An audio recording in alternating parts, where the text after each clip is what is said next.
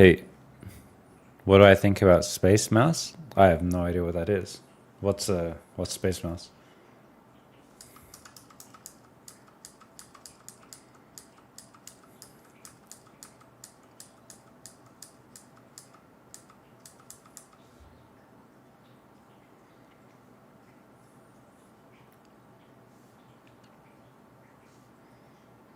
Yo, how's it going, man?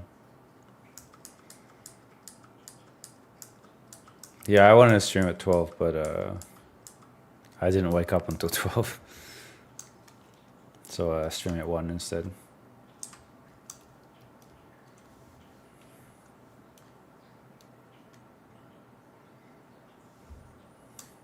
Did I delete? Oh, I did. Oh, well.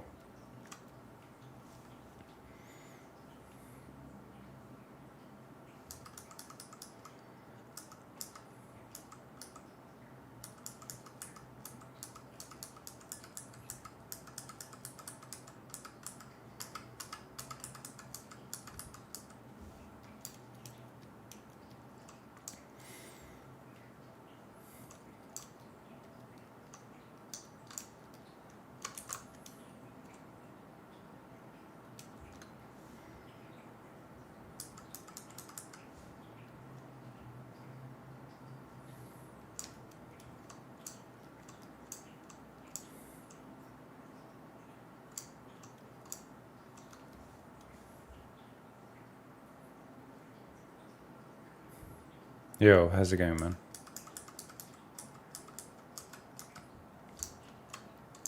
You finished your mentorship with John now, right?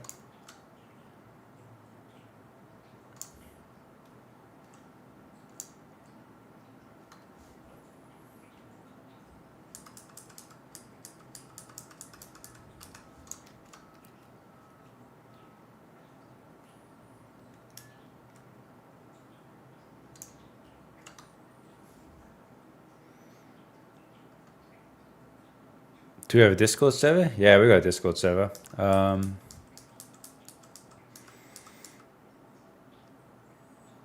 How the Discord thing always confuses me because I don't know why the link expires. I wish it could just be like permanent. Can anyone just invite people to the Discord? You still got texturing energy, but officially, yeah. What did you end up making?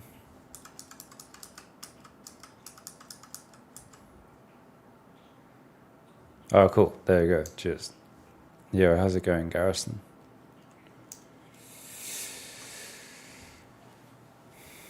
Luck, Laurie.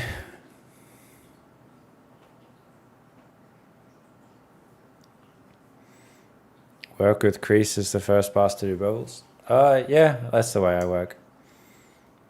I keep it low poly, use creasing, subdivide up once, and then I triple edge this one. But we keep it low while I figure out all the flow of the vehicle.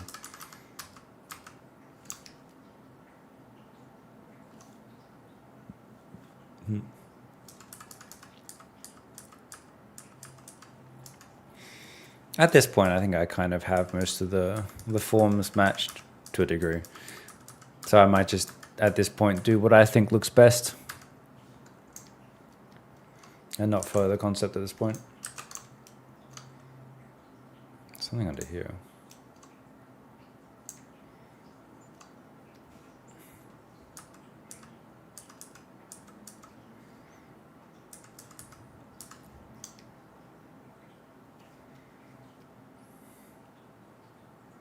Yo, how's it going?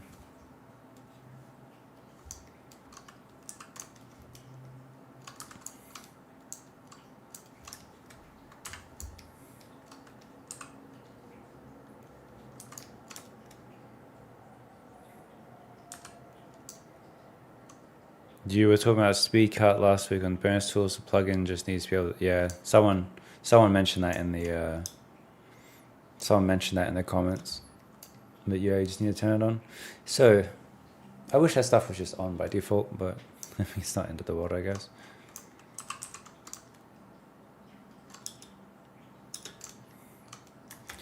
So this thing was going up this way.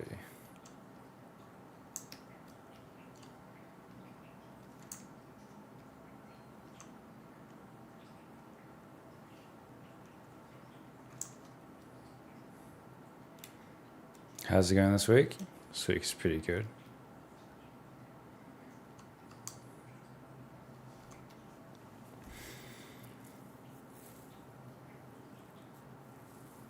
I just grabbed a bunch of George Hole stuff. I might just take elements of this for like, this stuff is pretty cool.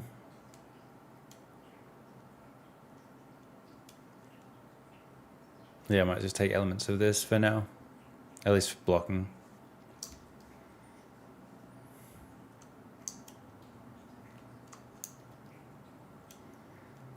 The fog in Vancouver's been crazy this week. Oh yeah, I guess it has been. Are you enjoying living in Vancouver, Garrison? I mean, at least you're not in America at the moment. I mean, that's a fucking positive thing. Crazy country.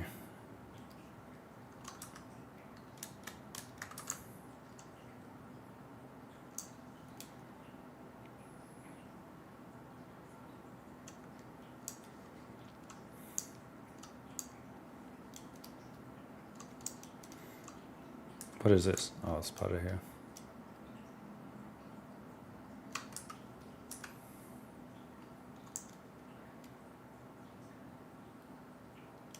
Focus crazy, oh, that's been super nice. Yeah, it's pretty nice right now.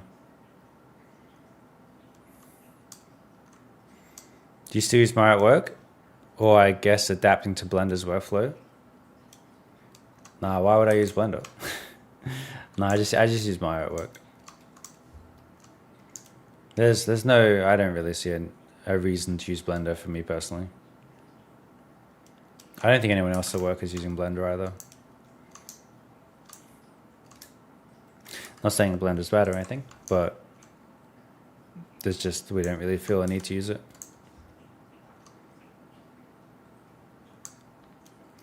So what is this? How deep does this go? Okay.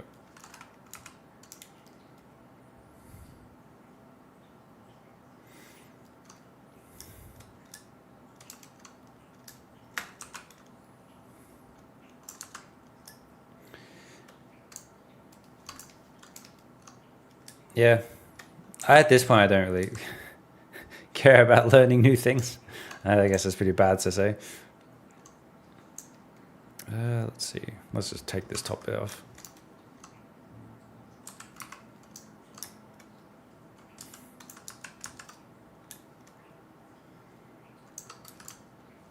Like I want to do like texturing and Houdini and all this sort of stuff before, but now I don't really don't really care too much, I guess, at the moment.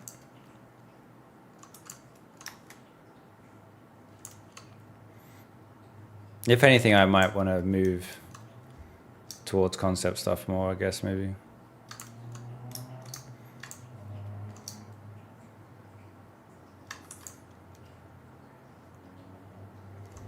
Let's just do this.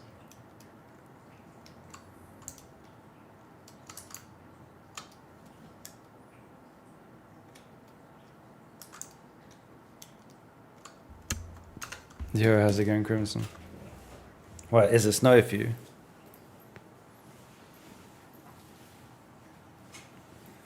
Concept in ZBrush is a lot of fun? Yeah, but like I'm surrounded by so many amazing like character artists. That for me it doesn't really feel like a point in like doing ZBrush concept stuff.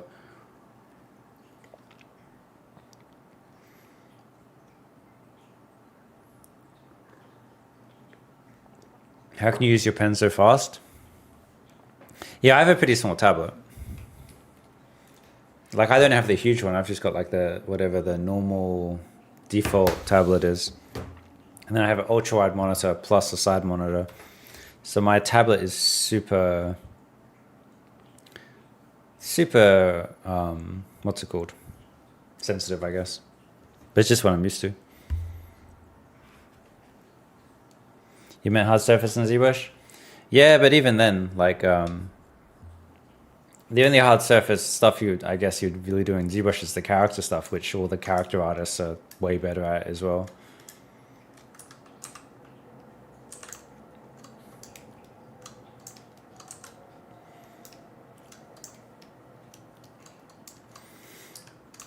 Yeah, like the character artists at Blizzard are like some of the best easily. like it's not even close. It's they really are on another level, I think. The character team specifically.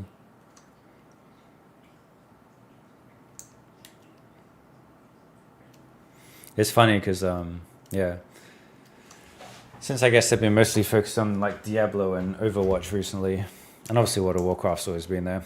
It's extremely character heavy. This angle is bothering me. I'm gonna start, maybe I'll move away from the concept just so I can straighten these lines out more.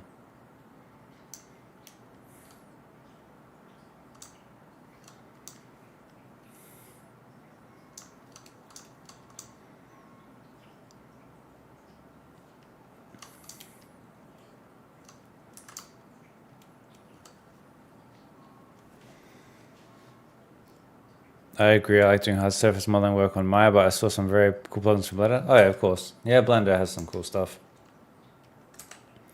But the thing is, like, usually my issue with like doing stuff in Blender is like, for every little cool time-saving thing, it gets cancelled out by something else which takes longer to do in Blender than Maya. Like, so it's never like, to me, it always kind of equals out the same time. Like there's so many cool tricks in Blender that will make modeling faster. But then when I try and organize the file, it's like way slower than just using Maya. It's like stuff like that. So I'd rather just stay with the program I'm comfortable with. Because at the end of the day, like when you're trying to do work and hit your intense deadline, you'd rather just be in a tool you're comfortable with. And that's also a reason why students don't really want to swap, is because like, you know, when shit hits the fan and things have to get done quick, you don't want everyone kind of pissed. They can't just do what they used to always do normally, if that makes sense. I'm going to take the rounding of this out a bit.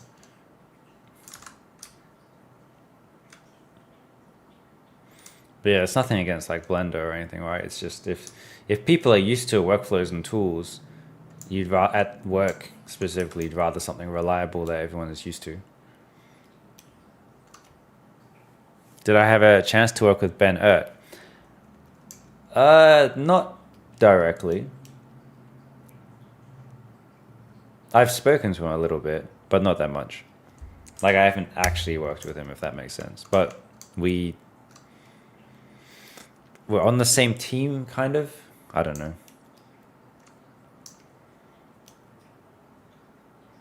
But that dude is a fucking beast. Like that guy is the shit for sure.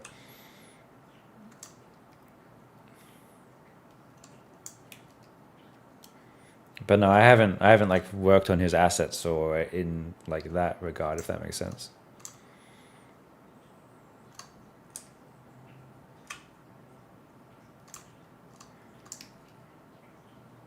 This feels a bit better. The problem with the cars is the curve is so important that you got to get all this stuff good before you know, cut into it and stuff like that. Or it's going to bite you in the ass later if every curve isn't feeling good.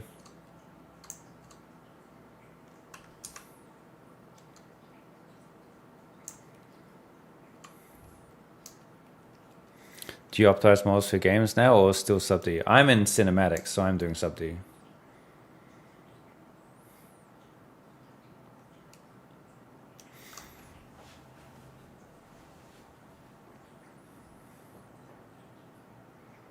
After learning the group thing in Maya, I definitely miss that whenever I do stuff in Blender. It's not just grouping, it's just like, there's just ways of doing things that feel more intuitive in Maya, but in Blender you have to kind of bend backwards to do them. And they're small things, but when you compound the small things over like you know, your entire day, I end up feeling like, because I've tried it quite a few times, like using Blender instead of Maya, and I'm just like, I don't have time for this. I just gonna use Maya because I know I can just do it. So it's not anything against Blender. It's literally just my personal preferences and experience of I know I can just do this in Maya faster, so I'll just do it in Maya. But there might be elements where like if I want to do a machined part or something, I might take that into Blender and do that, and then just send it back to Maya and keep working there. Stuff like that, right?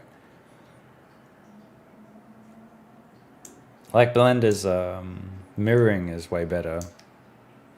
But I don't feel like swapping to a completely different program just because the mirroring is slightly better. If that makes sense.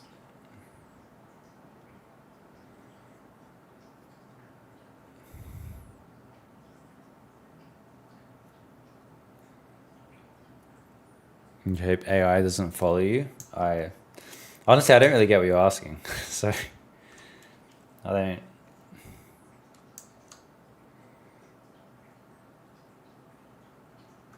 AI. Oh, speaking of AI, right? Did anyone see? Did anyone see the Masters of the Universe trailer that came out recently?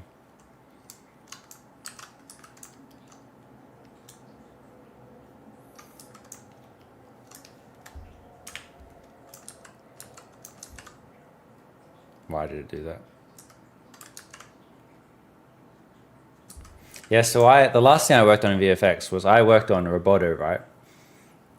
So I did like the initial model for Roboto for them to do like anim tests and all that sort of stuff, and then Michael Chang picked it up after I left DNEG, and I saw an image online that looked super detailed, and I was kind of surprised. I was like, oh, why would they? But it looked different to the trailer. I was like, why would they use a different Roboto for the trailer if that's not the final Roboto? And then I realized later it's just AI. Like someone just took a screenshot from the trailer, made AI, and they made a fake fucking Roboto image. And now that's being spread around, and everyone's like, "Oh, it looks too Pacific Rim." I'm just like, it's not actually the real Roboto. It's AI. Yeah, I asked the VFX soup on the show. I was like, what is this? And he's like, I've never seen that before. It's just like, it's crazy. So like these like media outlets are using fake images of Roboto, which is crazy. But like the image is pretty good. Like I had no idea it was AI. Wait, why does this not line up that well? Oh, that's why. Okay.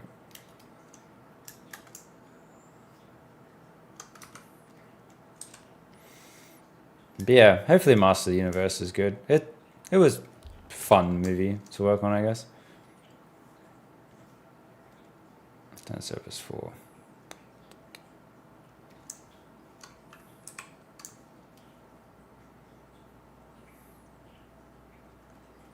AI being used for misinformation, classic. Yeah, I know, right?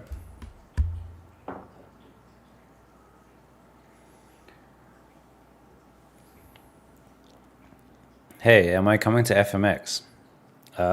What is FMX?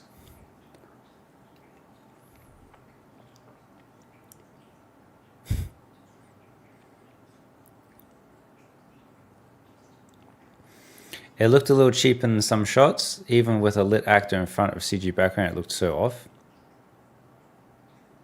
It didn't necessarily bother me. Like I'd never seen those shots before. It just looked like the standard kind of overblown, colorful, a bit over the top aesthetic that's pretty popular at the moment.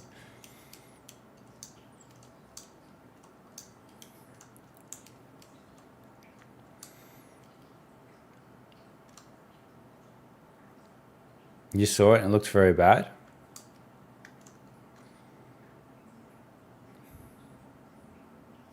Very stylized and fantastical feeling to it. I think that's the point, though. I think it's kind of meant to be cheesy and over the top. What kind of blows my mind is people getting mad about the He-Man pronouns, which is Fucking baffling. Like, the internet. What should we do with this? I think maybe we should use all of... Alright, let me just turn my screen off for a bit.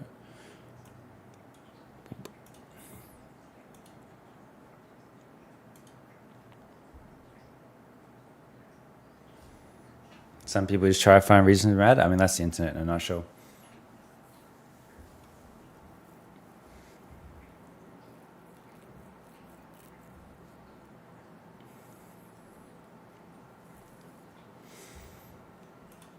I'm just opening my kit bash at the moment.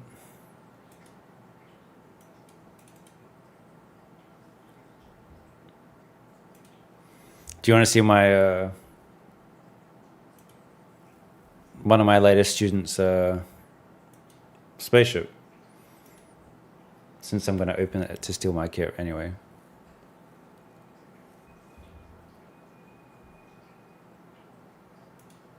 Yeah, Sienna's ship is pretty badass.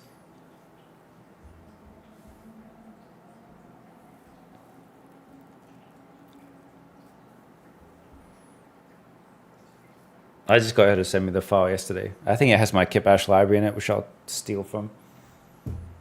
But so I might as well just show it.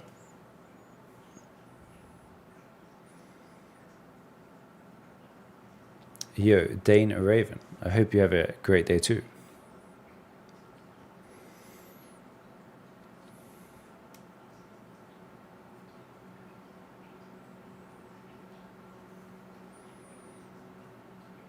The greenish tiger looking so bad to you? Cringer?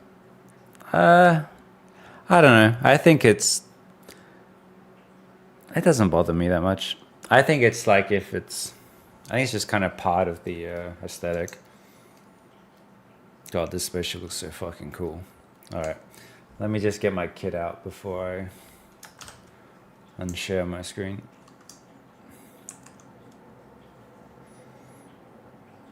I'm gonna do a little bit of kit bashing.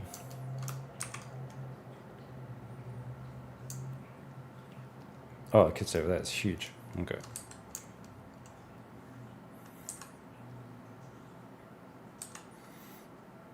I always give my students my kit while doing the project so I can teach them kit bashing. Some people don't agree with that, but I think it's an important skill to learn. All right, let's look at Sienna's spaceship. Oh my God, Maya, what are you doing?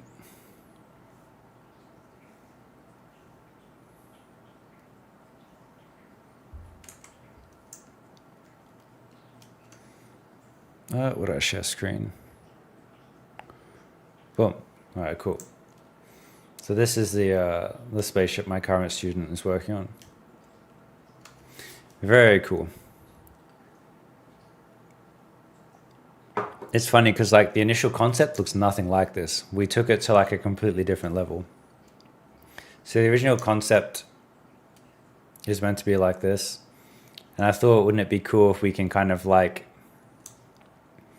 essentially kind of break it apart for its like landed position.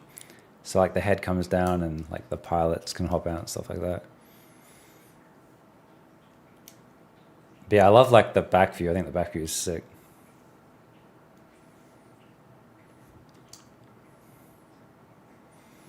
But yeah, there's still quite a few like small things to be done on it, but overall it's already looking pretty damn cool.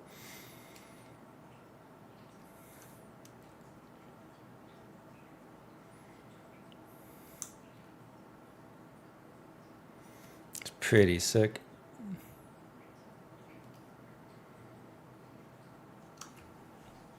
But yeah, not bad for student work. Okay.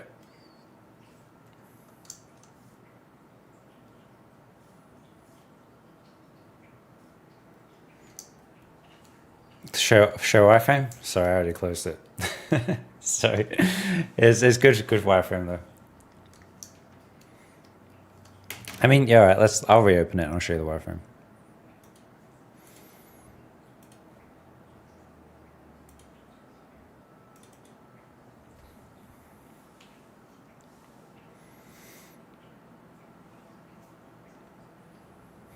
Git bashing is out on its own, 100%. That's why I think it's important that people learn how to do it. But for some reason, it's seen as an easy thing, which is not.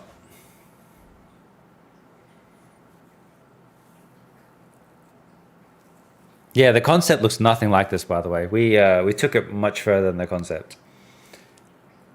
It's funny, they were actually another instructor discouraged using this concept, and I was like, no, we're going to do this concept. We're going to make it cool, and we've made it cool. The concept was actually not the best, but I was like, I saw we could take the concept and make it cooler, and we did that. So, all right, let me share screen again. Oh god, it's being slow while it's loading. Okay, let's go to the flat view. She still has another pass of like detail to do, but oh god, it's being slow. Yeah, still another part of detail pass. Like the front is still like pre-subdivided, but like all this sort of stuff is looking super clean. I think the only thing she needs to do now is like there's some like subtle breakup on edges and some like insets and stuff like that. But like you can see like this is the pre-subdivided version where this is like where it will actually go eventually. But yeah, the idea is you kind of want the aesthetic to look good before the topology, because like subdividing this up and then doing this treatment onto that is easy once the design is sorted. But yeah, I just love like oh excuse me, this angle here. It's a very intimidating. Oh god, why is Maya dying? It's a very intimidating view, which is cool. Maya's struggling for some reason. Let me just close this. Oh.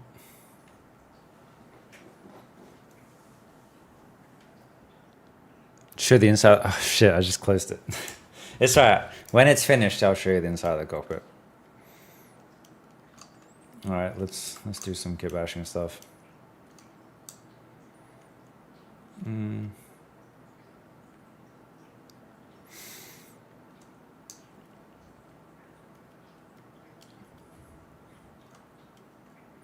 How long does it take to do the model?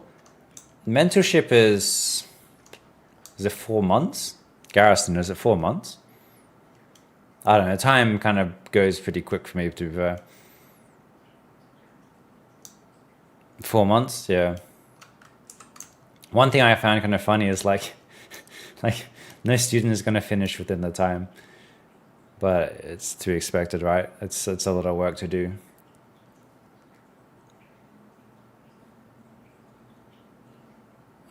What should we do here?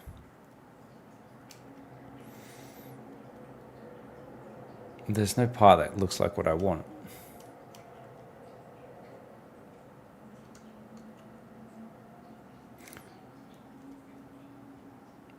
But yeah, it's like 4 months, I guess.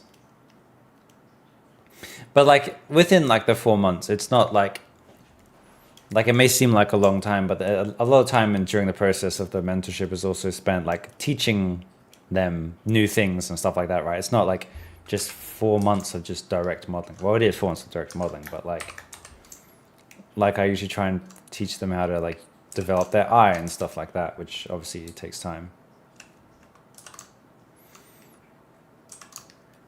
Like I had Sienna like drawing, literally going into Photoshop and drawing panel lines and stuff like that. Did we do that, Garrison? I think we did, right? I don't know if we used Photoshop, but obviously we spent time developing the panel lines before committing. And like the point of that is to help like develop the eye, right? This looks pretty terrible, but I'm going to just use this as a temp thing.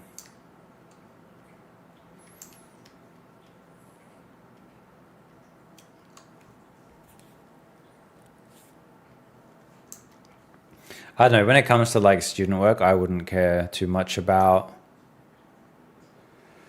the time it takes. I would just focus on doing good work, personally. Let's have some cool lights or something in here.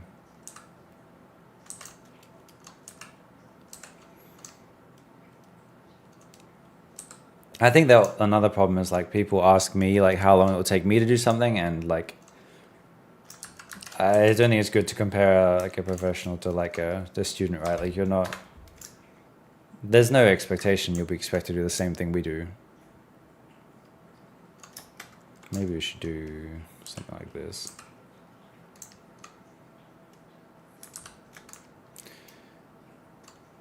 Do students come to learn specific types of ships or designs, or is there some...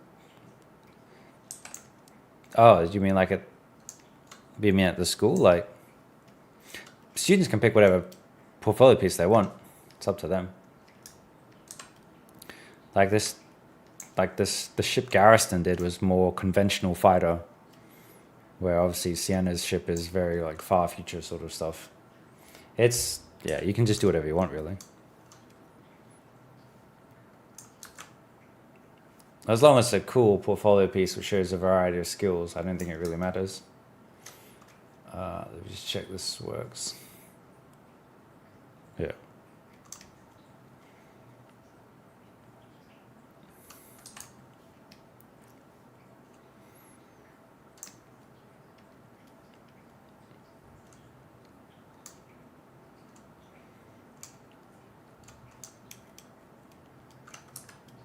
You love Bladerunner? Yeah, Bladerunner is pretty cool. It's a shame the movies... Oh god. It's a shame the movies themselves don't do that well.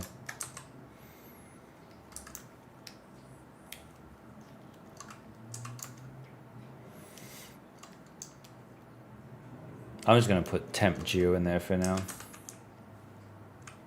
Come here.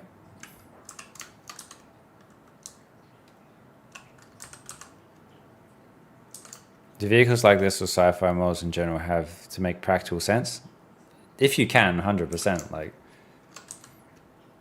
I mean, it's within reason, right? Like when you say do they make practical sense, like we need to figure out a way that the door can open. Like that makes that's practical sense. But obviously, like this is some made up magic levitating technology. So it's like within reason, right? If you can kind of find a way to justify it, it's fine. But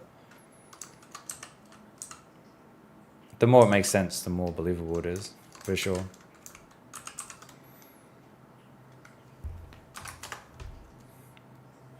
Like if stuff is just complete nonsense, no one really cares.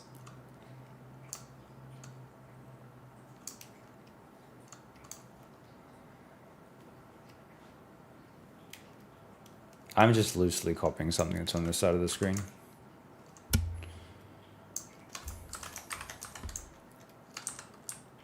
Usually when it comes to like kit bashing, like the kit bashing isn't like necessarily the final. It's just proxies to get ideas across without having to commit any time or effort into it, if that makes sense. Oh, that looks terrible.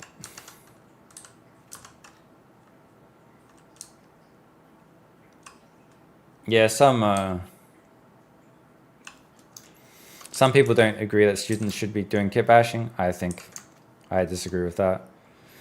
I think kit bashing is a fundamental skill to learn that we use in the industry for all the time. And like denying, like not teaching students that, I think is a bad thing.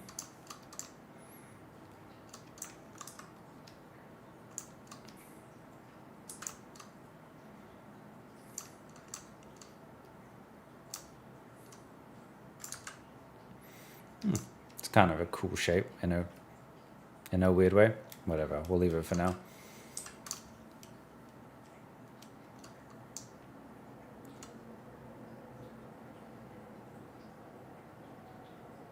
Watched Sean Aries last night. It was visually stunning, but the acting was bad. Sounds about right. What task would a junior be assigned to do when they first join our studio? Garrison, what tasks have you been assigned? Obviously without breaking NDA, but what sort of work have you been doing since you started your job? Speaking in general terms.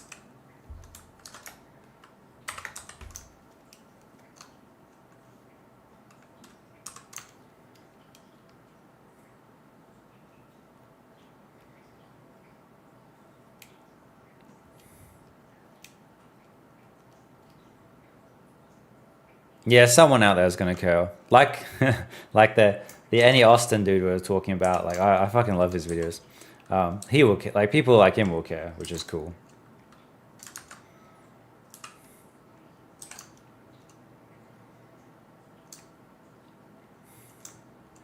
Having some big. This makes no sense, but having some like big tank is kind of cool. I think maybe we should like cut into the underbelly.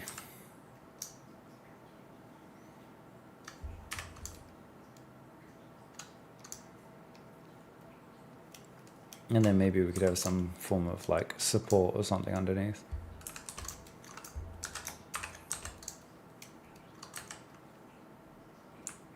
But yeah, like, are you doing like props, or are you doing like, are you supporting other artists, or are you doing like, yeah, just super general terms. Like it's not like you're being given like the hero creature of a film or something, right? Is Kip actually set doing professional work? Oh fuck yeah, that's when it matters most.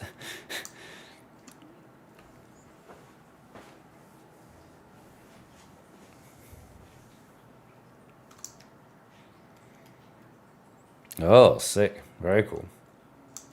Yeah, don't go into details. But I was just curious, like, if you're doing more like supporting work, or you're like actually, like, you're given full assets yourself to take ownership of.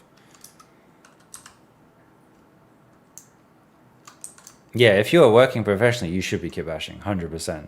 If you're not kit bashing, you're just wasting time and wasting money at that point. Like, kit bashing is what you should be doing. This silhouette breakup is kind of nice.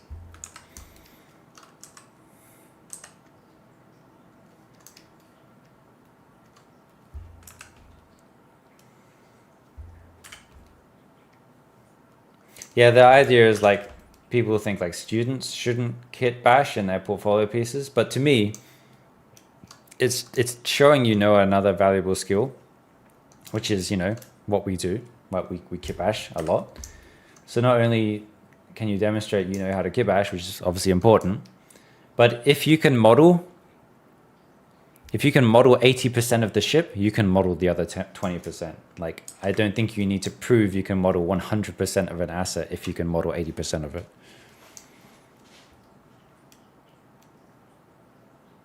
How to learn kit bashing? Oh, that's the hard part. You just have to keep kit bashing and then have someone tell you if it looks good or not. Because this looks terrible. Let's go to that. But yeah, what I'm doing at the moment is super loose and not really going to commit too much to it. It's still, especially at the start, I usually use kit bashing as placeholder stuff, just to have volume that's more interesting than a cube.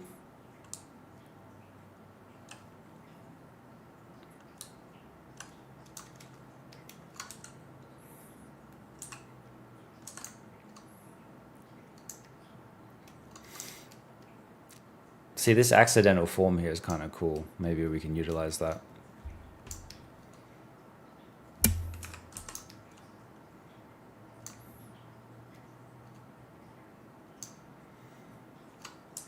And like, we don't know what this middle part is. Maybe this circle could be a cool idea. Stuff like that, right? It's just a way of exploring forms without having to commit to anything.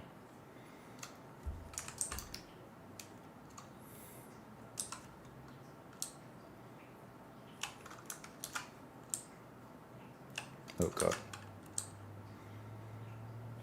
So yeah, with my students, I usually try and find a way to do some form of kit bashing. Unfortunately, Garrison couldn't do much kit bashing with his plane, but it is what it is.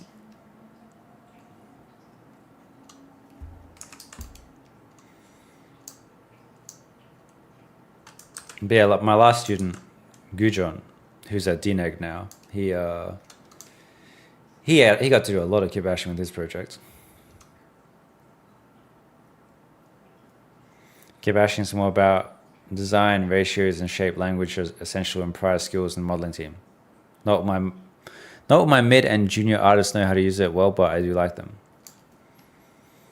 Yeah, I think it's a good thing to get them like comfortable with the idea of using at the start, though. For me at the moment, it's just this is all like placeholder. It's not necessarily I plan to keep this, but it will do for now.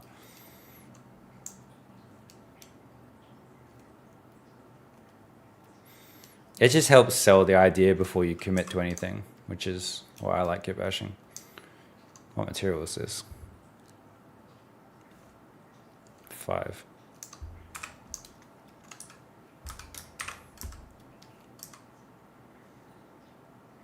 It's more like, to me, I think the most important thing is more about like looking at geometry different than, like, instead of thinking every single thing must come from a cube, like if you're modeling something off the side of here, like there's no reason why we couldn't just, I don't know, instead of like create something from scratch, just use the forms we already have here as the base for like, I don't know, something else, right? Like it's more about this sort of thing, like teaching people to realize that they don't have to start everything from scratch. You can always reuse other elements. You see the Batmobiles are on sale for about 3 million? Fucking hell. That's pretty cool. Let's pull this stuff up.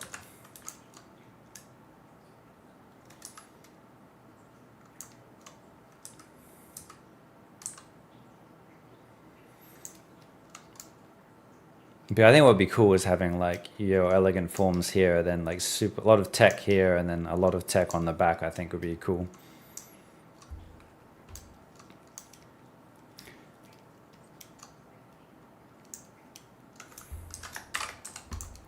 Maybe some sort of like really cool exposed piping or something might be cool.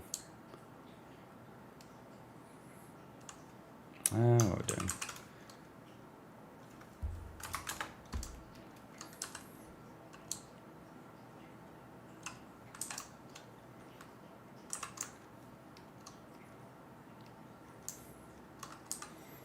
Maybe like this goes into, oh, that's way too over the top. that's a bit too much. Just do something like that for now. I got to figure out what to do with this section here. Let's just fill this hole for now.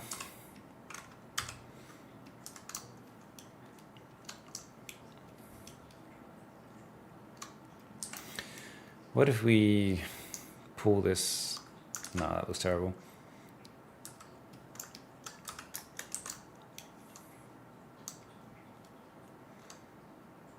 I've been watching people rebuild modern hypercars piece by piece to study all the individual components. That sounds pretty damn cool. Like, where do you find that sort of stuff? Let's bring this down here.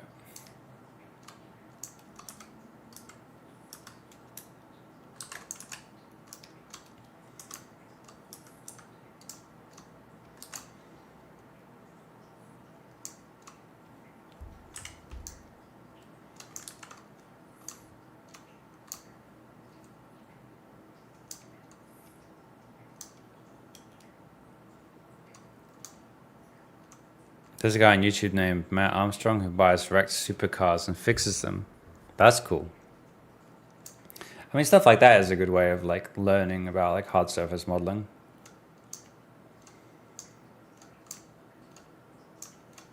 Maybe we should just cut this here. We got to figure out an elegant way to do this bit though.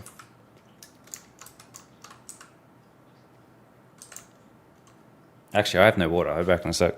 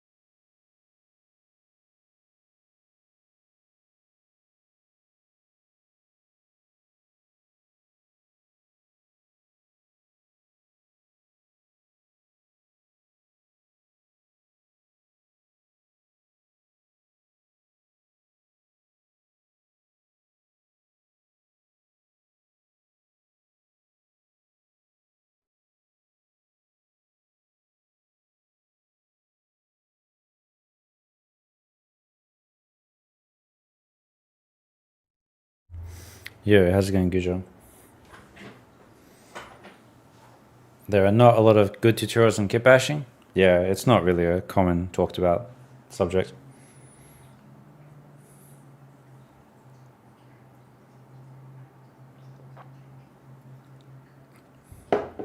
Just checking my Instagram. Am I still tricking? Yeah, my story is me tricking last night.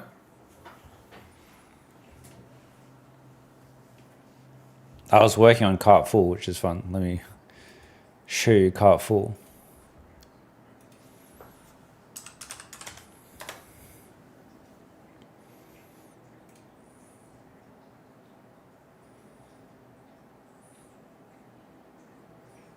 So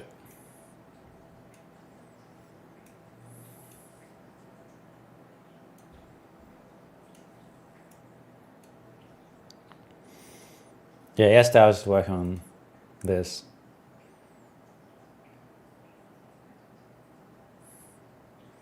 Fun stuff.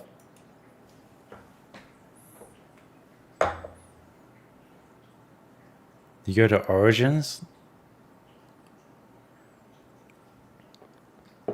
Yeah, you in Vancouver.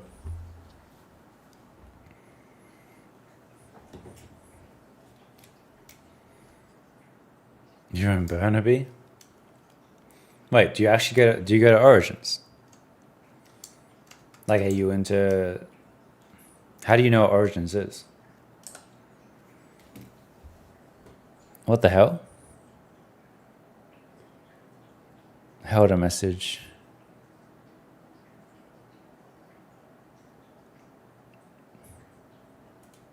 Oh, why did the auto mod take this?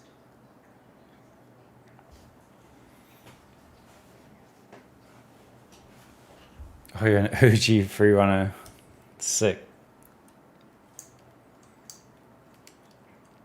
Yeah, I started going to Origins a few years ago.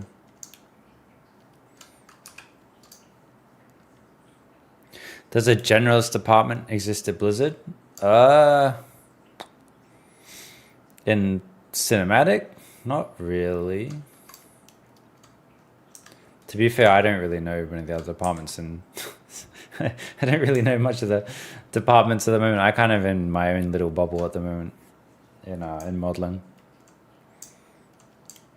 Even like modeling and texturing is much like in VFX. Modeling and texturing is very close. Like you're literally the same department, but in cinematics, like I don't even know who the head of texturing is. Like it's just completely different department. I don't know why they do it that way, but just how they do it.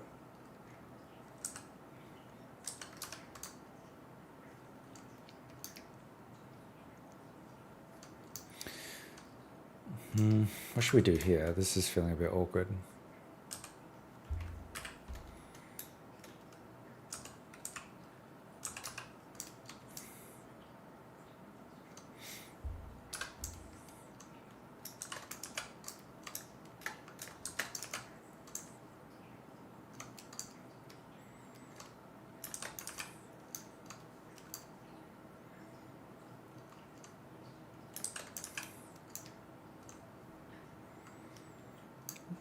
Why are model expected texture to the degree of a texture?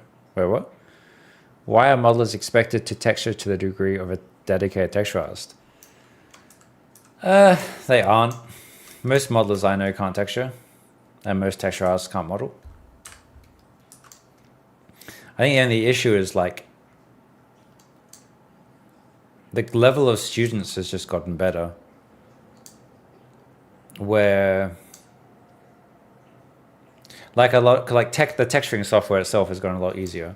Like in Substance, that you can have a pretty decent looking texture without really dedicating too much to texturing. So I think the reason students are expected to do both is just because students are getting better these days. But you're not going to be doing both when you start at a studio. But yeah, games is different for sure.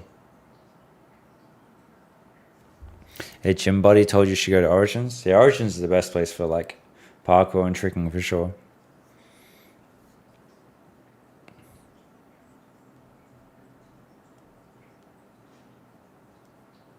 In Axis, everyone was basically a generalist working on cinematics. Oh, really? Interesting. But yeah, it depends. I guess just in the main, like the big VFX studios, usually you don't do both. But of course, it's based on where you work, right?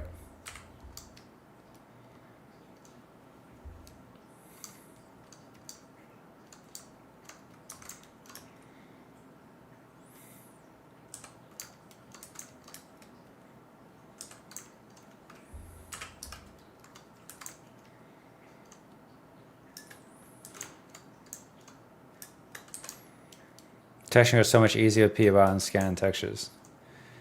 Yeah, just even stuff like, yeah, Substance Painter just made, like, you can have a pretty good looking texture with just like pre-made materials and stuff, right? I think that's the only reason why students are kind of expected to do both. But they're not going to do both at work. Like, that's just not happening.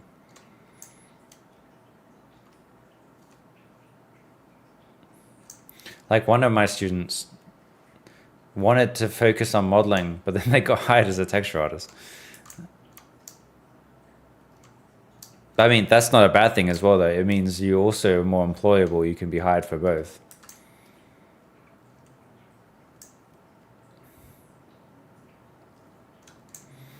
This form isn't too bad.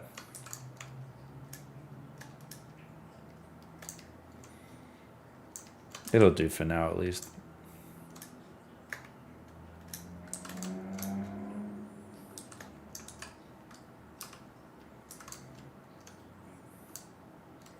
Even that curve is kind of cool.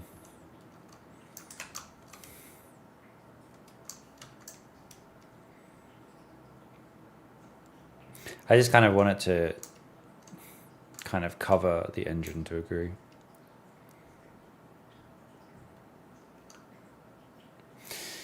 In the end, the person with the better modeling will be at the advantage, not the one who's doing both at mid-level. Oh, 100%. I agree with that.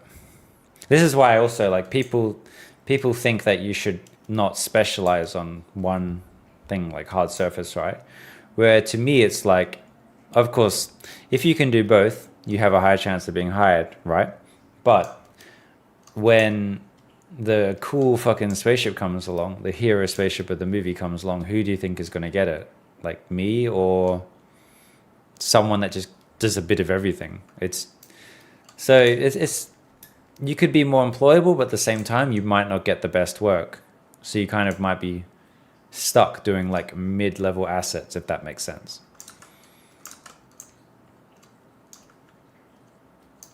The Nepo baby gets it.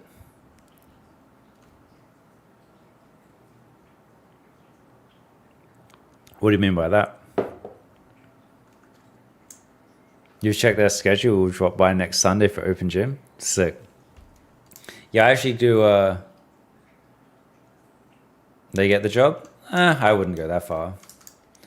I think nepotism is that. Of course, connections are important, but I wouldn't say it goes that way.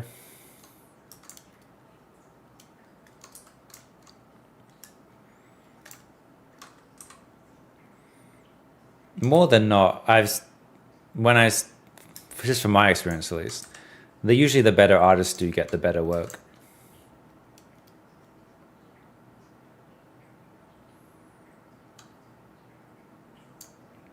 People also underestimate the amount of experience you need to be one of the top performers in the field. Yeah, I think that is true as well. Like, I don't know, let's just use like Michael Chang, for example, like one of the other hard surface dudes that did like, you know, half the vehicles for Dune and stuff like that. Like that dude would just simply outwork in speed 95% of the industry. Like you just literally can't compete with someone like that. That's like top of their game. Like Gerald Blaze, same thing. You're just simply not, as like a regular modeler, you're just not going to compete with these people for like the main hard surface assets. They're just too fast, too experienced. But these guys have both been doing this for like, you know, 15, 20 years now. So it's just natural, right? But they're obviously very focused on in their field.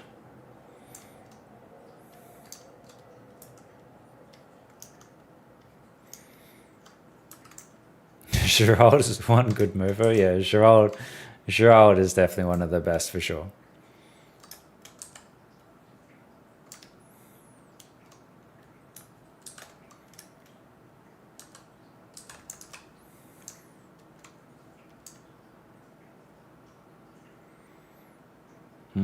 What are we gonna do with this? Maybe we should drop this more.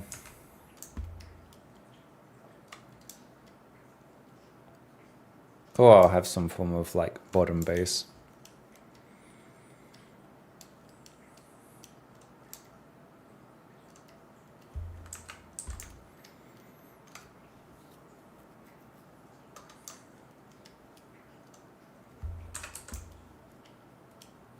Are you doing lives every Sunday? They're very educational and fun.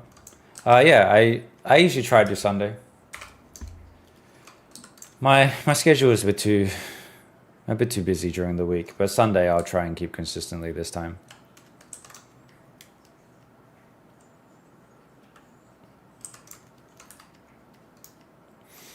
But yeah, when it comes to like kit bash and stuff like that, I usually try not to be too precious with it at the start. It's more about at this point just like forms. Like I want something to bridge this gap, but I'm trying to not really care what it is. Just putting something here, and then maybe something about this could lead into something later. Like that's usually the idea, right? I do like this piece though, it's pretty cool. I'm gonna use it on the front. What happens if we do the other way though? Even that could be kind of cool.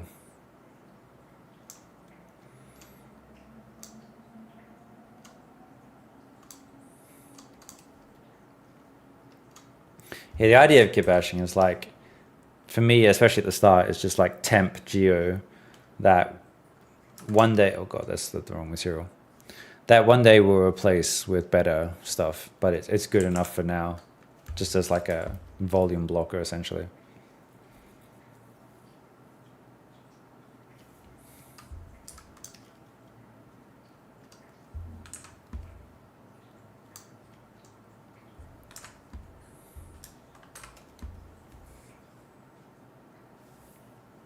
Still in Vancouver? Yeah, I'm still in Vancouver. I don't know if I'll move on from Vancouver anytime soon. Kind of considered the US a little bit, but the US is a bit crazy at the moment, so maybe maybe another time.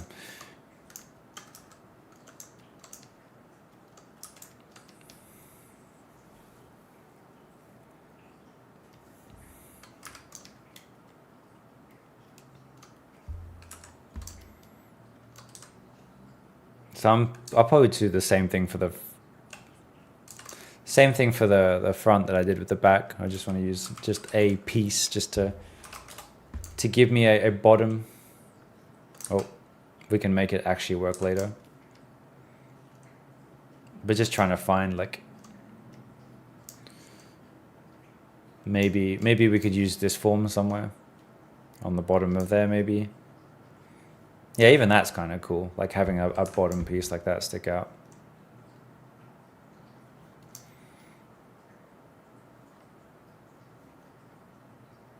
At some point I have to figure out a consistent bottom.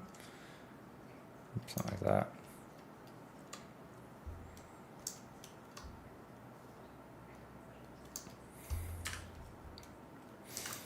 And this is like the benefit of kit bashing, right? Because like you can, even though this is temp, we can still put this in front of a VFX suit and they can kind of get the idea of like what you're thinking.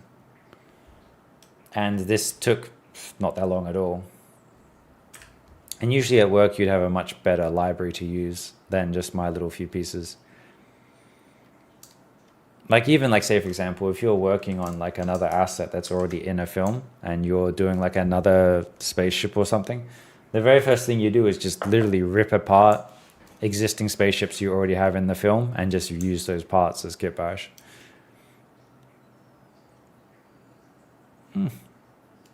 So yeah, even without having to do any modeling, we have something that kind of looks cool. You know, I like this sort of angle down here, and I like the central cylinder and stuff like that. So we can use all this stuff later when we do it properly. Yeah, I'm doing good. How you doing?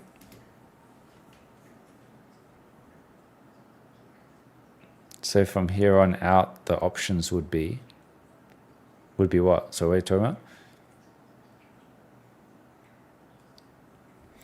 Also can be a headache to move away from Canada and become a non-resident. Yeah, I'm applying for Canadian citizenship at the moment.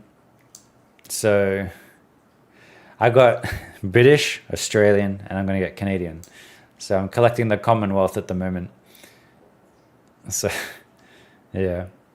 Oh, I have an idea. Under this section here, maybe we should do some kit bash stuff. Like maybe this one. This looks cool.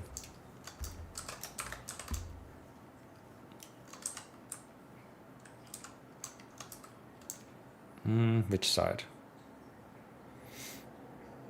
Maybe try to do this one.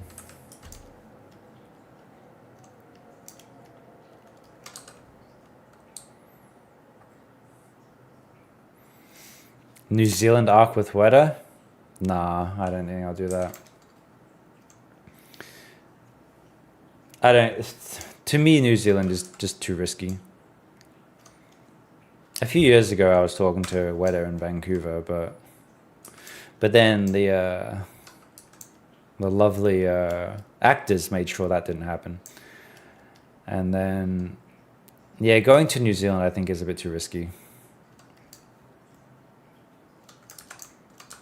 Just because, like, if there's no work in New Zealand, you've got no other choice, really. I'm not saying, like, you know, if you have the opportunity to work at Weather, that'd be awesome. But, like, for me, when I have other options, it's just, to me, a bit too risky.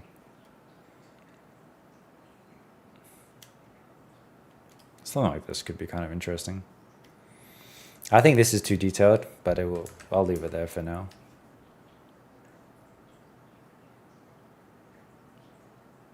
Because we can always remove detail later.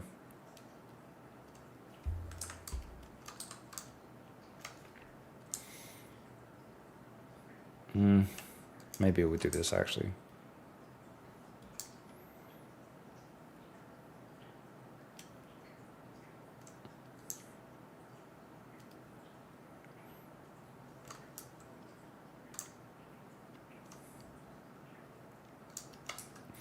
Yeah, going to the US might have been an option.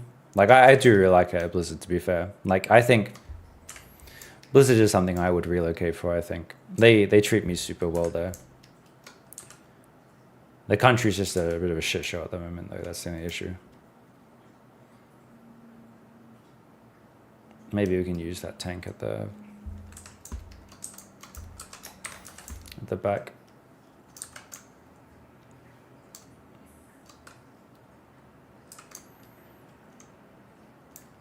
It's kind of cool. What tablet do I use? Just like a Wacom Intuos, whatever they are.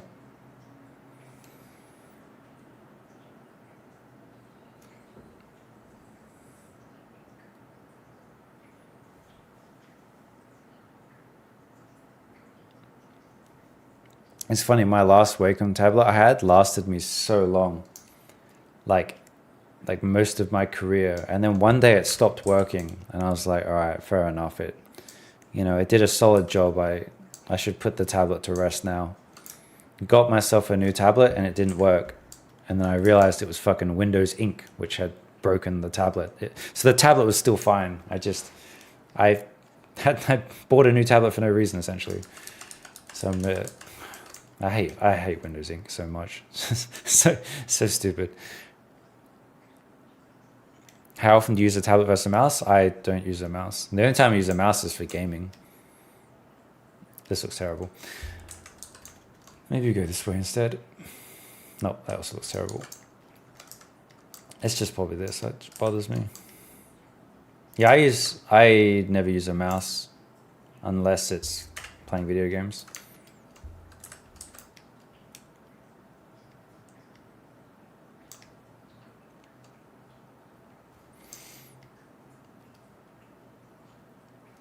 I think, okay, this will probably work. If I do that, and then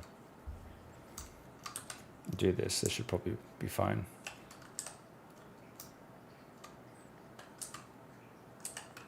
I'm always a fan of like big pipes. I think big pipes are cool.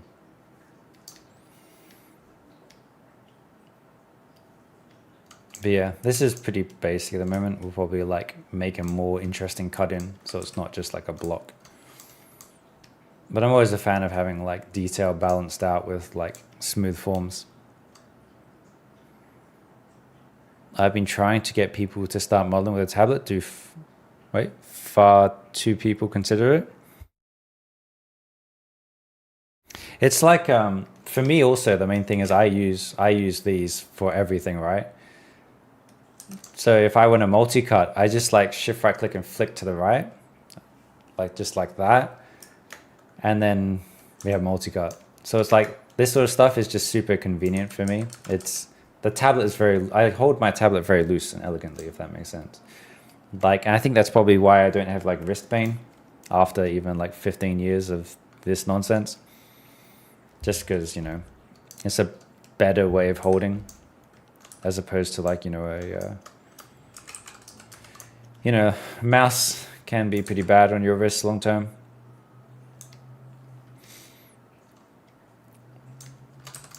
Maybe put something like here for now, with the intention of coming back to fix this later.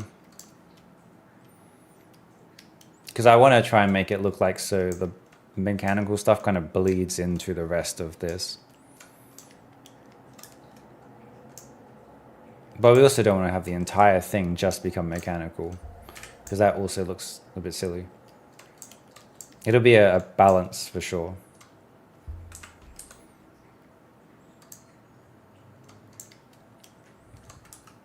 How do you experience your daily work days at Blizzard as VFX studios in Vancouver?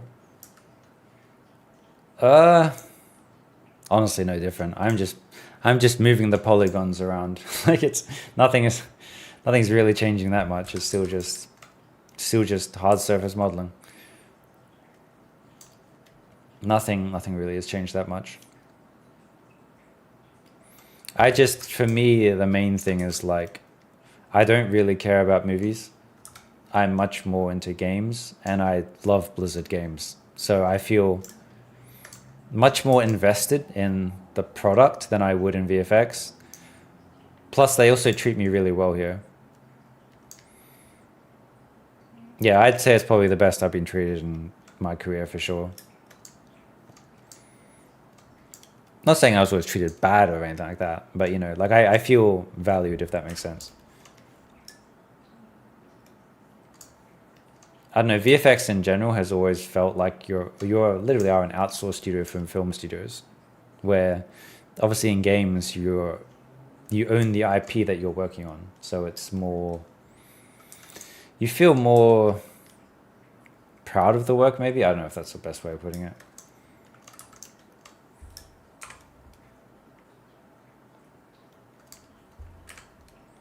But not only that, everyone else you can also tell is more proud of the work as well. This is kind of cool. It's kind of funny because I've done literally no modeling, but already this looks kind of interesting. Like, it's not fine, like it's still a long way to go, but at least it's already like a good base to start with, right?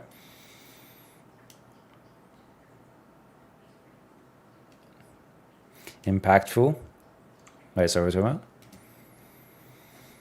What's the treatment difference? It's not necessarily like, it's not like in VFX I'm like beaten or some shit like that. It's like, I don't know. It's just, like at Blizzard, I kind of just get left to do what I want to a degree. Like they just trust me to solve the problems of what's needed, and I just do it and get some feedback, and you feel more like part of the process. But I think that's just like the different with game studios and film studios. Like same, for example, in VFX. If I had disagreed with the design, it's not like I can just propose to the director we change the design. But like, you kind of have a little bit of that to, like in a game studio, right?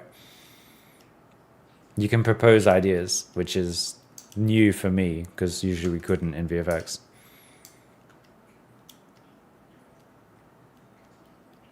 Kitbash is looking sweet already. This is the power of Kitbash, right? Like this is what, like, I don't know, 20 minutes of work with me mostly distracted talking shit. But already we have like something we can put in front of the supervisor and be like, this is what I'm thinking. And they can be like, yes or no. It helps us kind of work out the balance of like, okay, we want pockets of detail here, we want pockets of detail here. And then we focus the smooth forms on top. And then we'll do some form of like gravity thing here, I guess. Let's find a more interesting temp gravity thing. We can take the air conditioning vent and use that, I guess. This, whatever this is, this was cool. Let's just use this as our temp anti-gravity thing.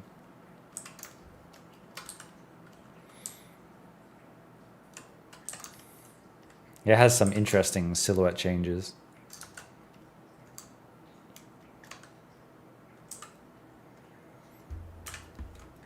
But yeah, it kind of, I know I keep talking about this, but it blows my mind. Like people think students shouldn't be taught kit bashing because like this is literally like how I work at work. I just use pre-made parts as like essentially base ideas, and then we can replace this later, or maybe we can build on it. Maybe this could inspire a way of resolving this design. I think what might be cool as well is if we have tech going under here showing like this is all connected to this piece and stuff.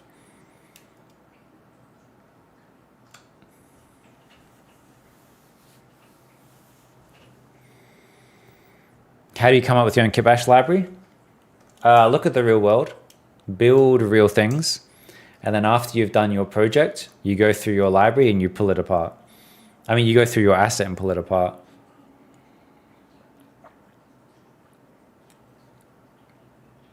So none of this stuff was built in isolation. It's just, I made some cool shapes. I went through my personal projects and I pulled the personal projects apart.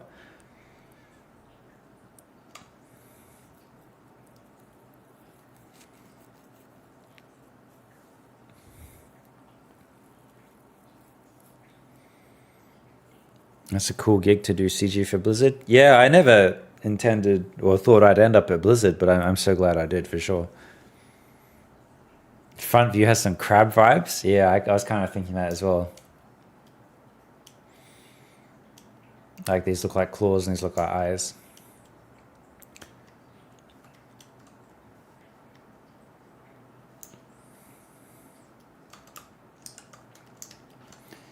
I haven't saved the file. I should probably save. All right, let's have a look at this. What this looks like.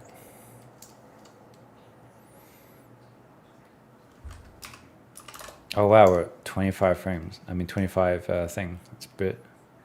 Well, this is pretty cool.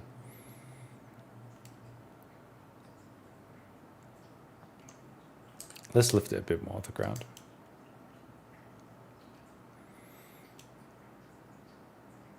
Yeah, this looks pretty sick.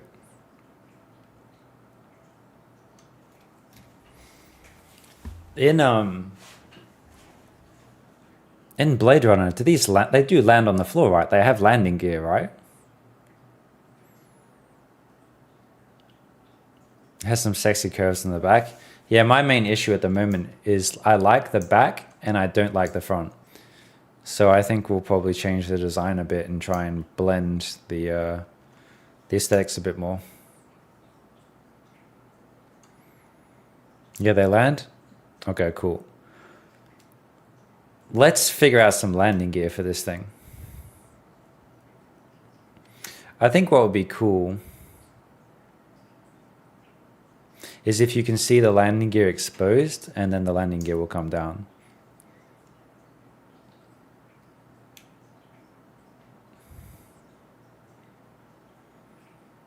You're eating up this front panel. I think the front panel I'll probably, at some point, we'll probably do some form of like form change. Like maybe like an offset or something. Something like that maybe. Just to break it up. But we'll play with that later. The side ones, I mean, seem from the back, they seem to be 2 layers of paneling. Yeah, the concept implies that there's shadow in here, so there's depth to this, but I might change that.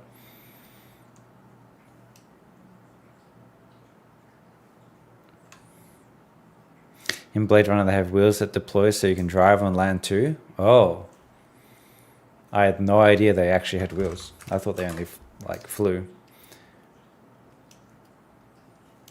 Okay. Let us make some landing gear. What should we use as landing gear?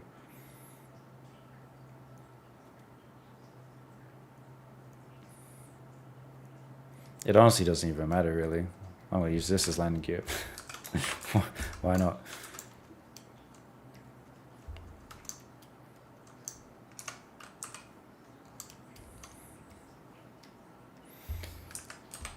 So where should the landing gear come down?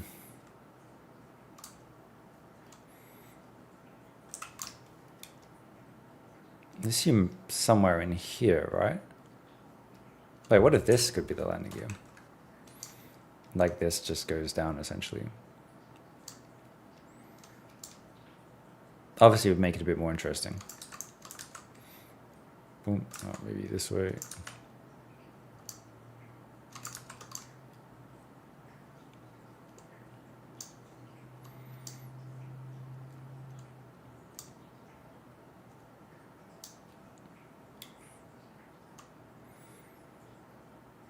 What camera perspective is this? This is 50. The human eye is 50, so I usually work at 50.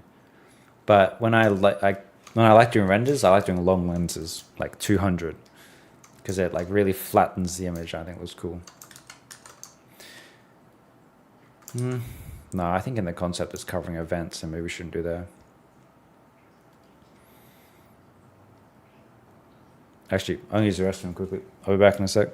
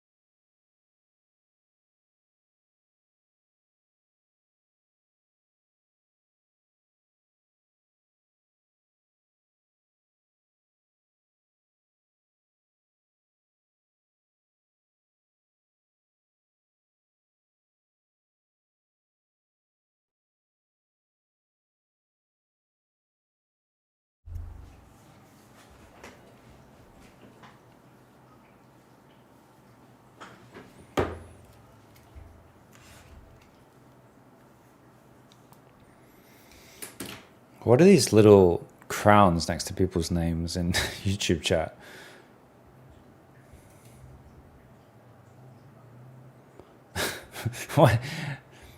Why does Barra have 150 XP? Like, what does that mean?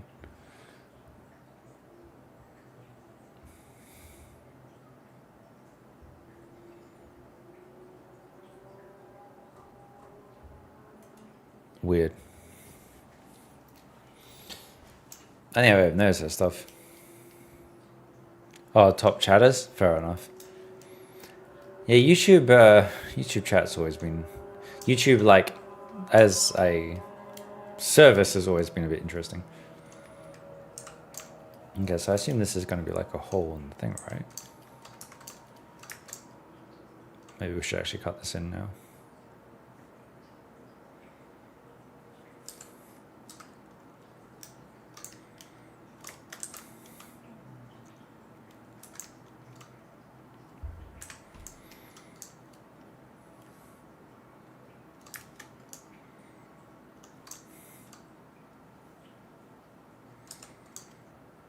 You comment the most? Fair enough.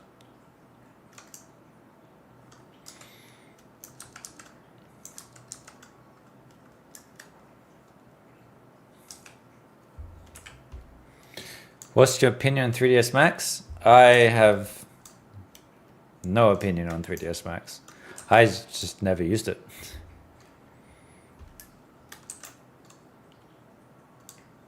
I assume it's still used in the industry, right? Does anyone know? I assume it is, right? Like, are people getting used to like Blender or I don't know. I know ILM, environment team likes Max. It's just another 3D software, right?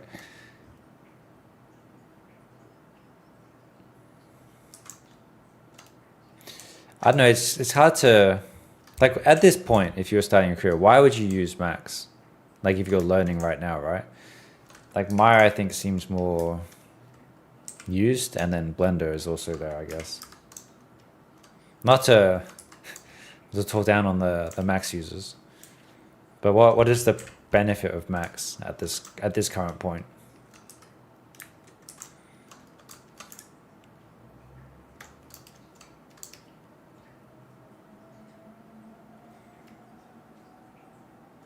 Gen? Reason Island Gen Palm is all 3ds Max and V-Ray. Reason, yeah, I don't know. I wouldn't base my learning based around a studio. I'll just put it that way. Like when sometimes like students will be like, oh, like I want you to be my mentor because you worked at ILM. I'm like, no, that's not a good enough reason to pick me as a mentor.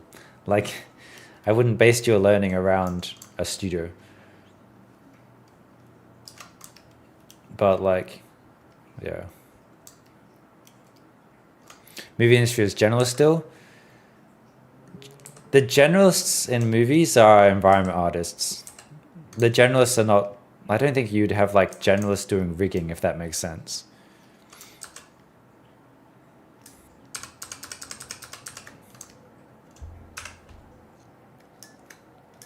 But like you have like environment teams doing like lighting and environment work and stuff like that, right? Oh, I'm not doing this.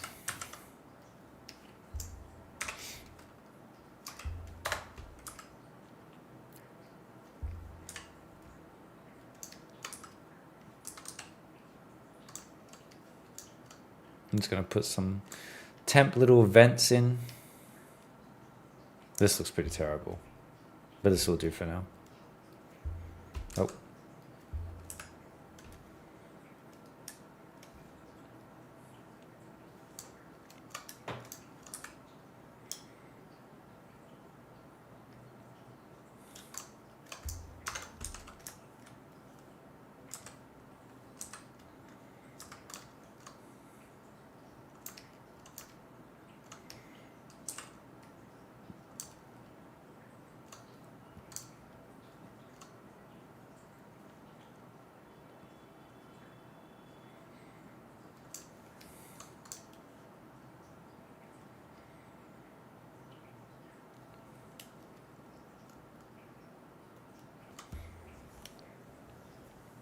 I mean, it's pretty much the only place where there's generalists. So if you're really trying to work there and do that, that's your only.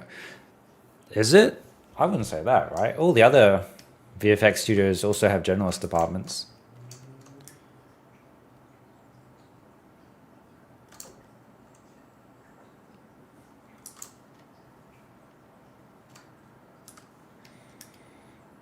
God, I couldn't imagine. Like, imagine like basing your whole career about getting into a single studio, and then you like your dream come true. You get into that studio, and then suddenly there's a layoff, and you get let go. Like, how? That must be so devastating. Like, to base your kind of identity around a studio, I feel is a bit risky.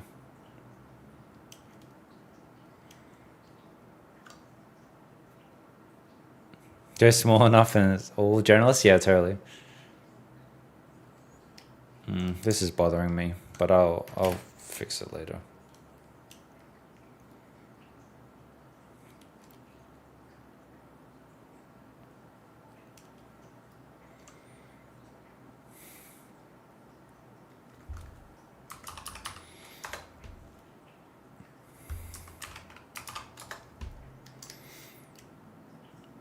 I wonder.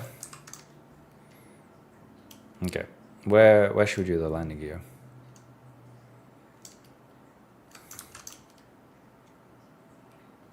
I wonder if this would be a good idea. Let me put backstick culling on first. Oh, grab the floor. Make it reference. I wonder what this will look like.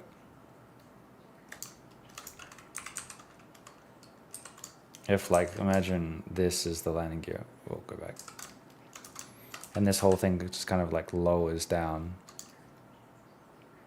No, that's not good.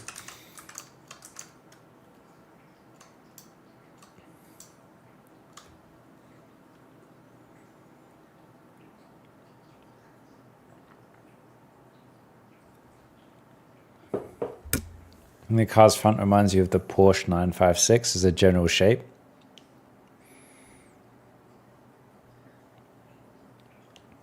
Sorry, will you end up replacing all the kit bash with your own models?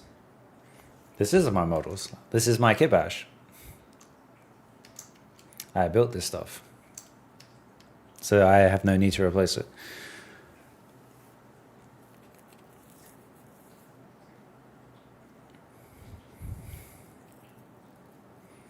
I was curious, when you explore ideas of kit bashing, do rig departments also explore making tubes wobbly? No.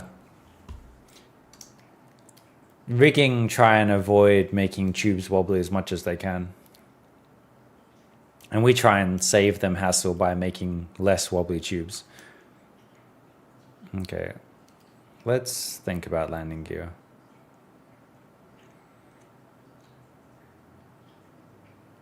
How are we going to go about finalizing topology? We'll cross that bridge when we get to it. For now, it's just exploring forms and functionality. Part of me does want to just make this the landing gear.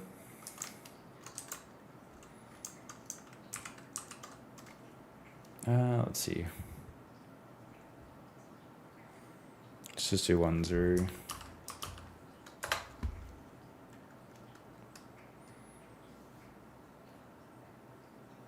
Okay.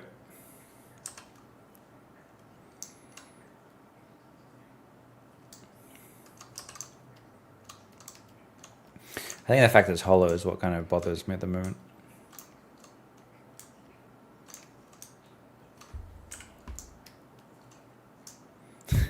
The wobbly tubes department.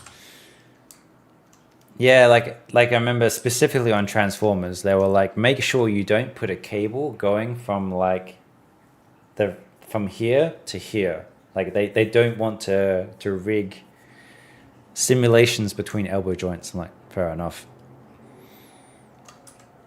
Okay, let's.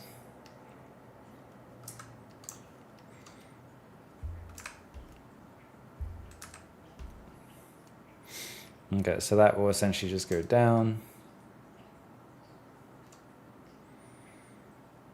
what we could also have is like some sort of let's just use this one for now.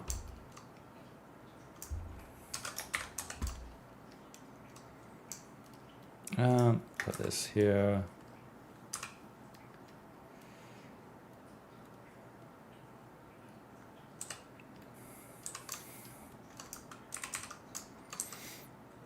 We'll figure this out later. So this could be like the support that like comes down.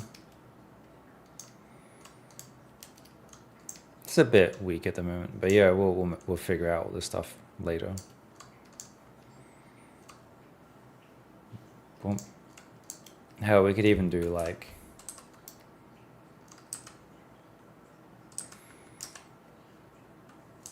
rotate it or something.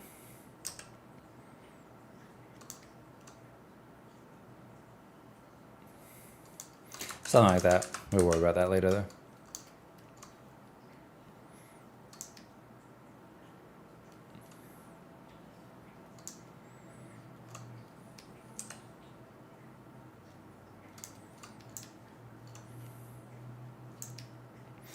Okay, that's good enough for now.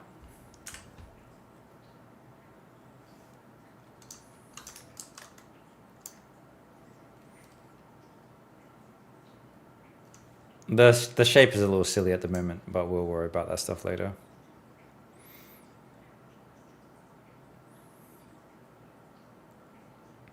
Part of me wants like a heavier thing on the back.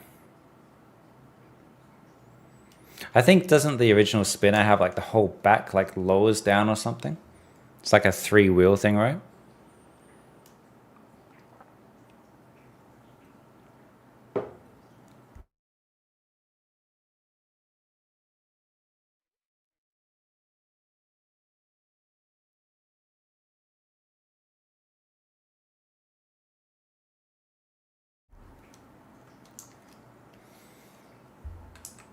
What might be cool? This might be overdoing it. I was thinking like maybe the engine could like push in and like something comes down at the bottom instead.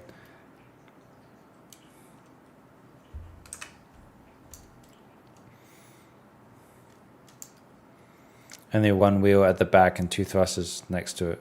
Yeah.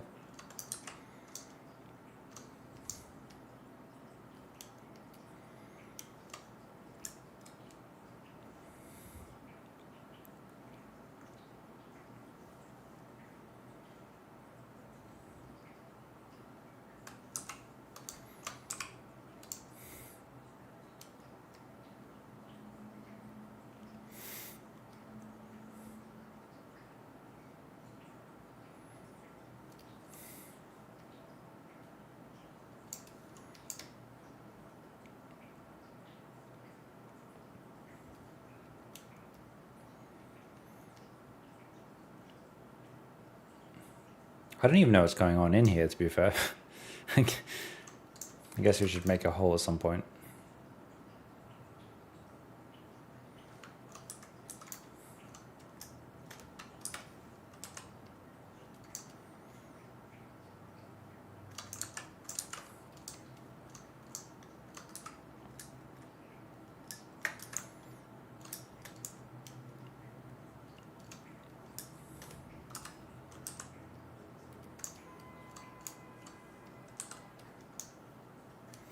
Yeah, how's it going? Going pretty good. We're just keep bashing engine stuff. Okay. I think whatever landing we do should be in here.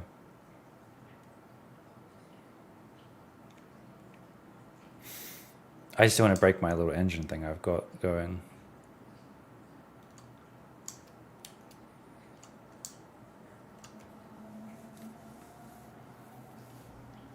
Oh, I know, maybe this would be more interesting if this goes this way like that, so it's like offset.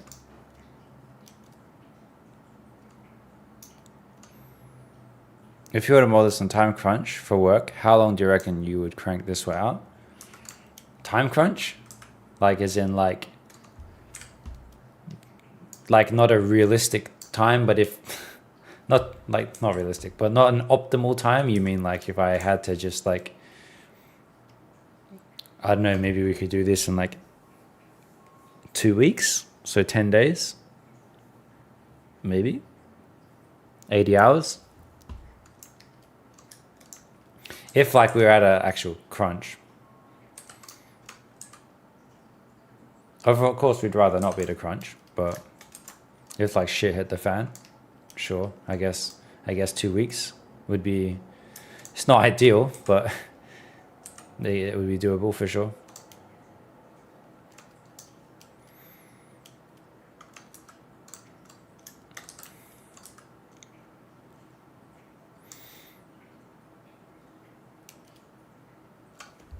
I was wondering if you had any advice on how to show off your 3D model work if they aren't textured. I find all... Oh, let me just show Gujon's work. Gujon didn't texture his work yet, but he got a job with it.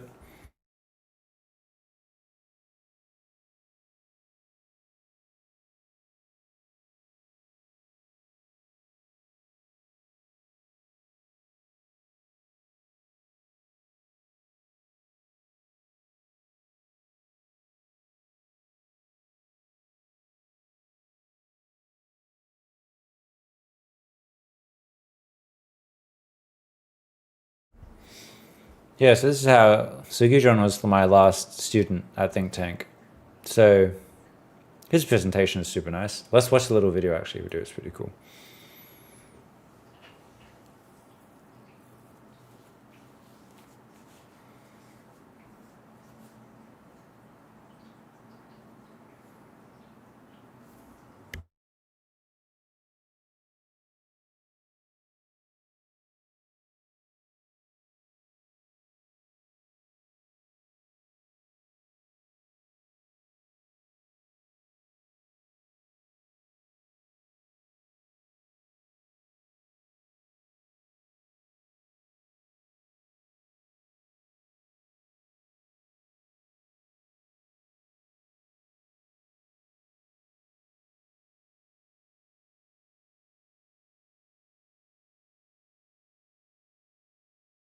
Talk shading. Yeah, like, nice, like slow turntables, showing points of interest with animation and like functionality, stuff like that. Showing good topology, nice renders, like he shows UVs and stuff like that. Yeah, this is how you can present the work without needing textures.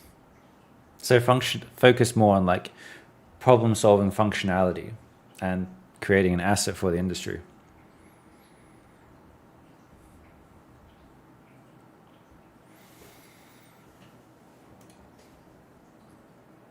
Yeah. Very good work.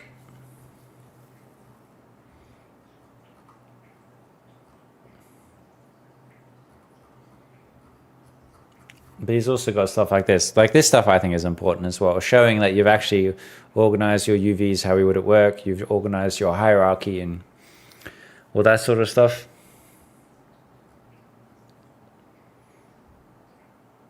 Oh, I did some rigging as well. That's really cool.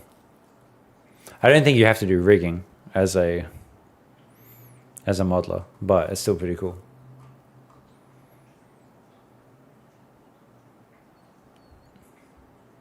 Yeah, like he shows all his UVs running the same direction, all that sort of stuff.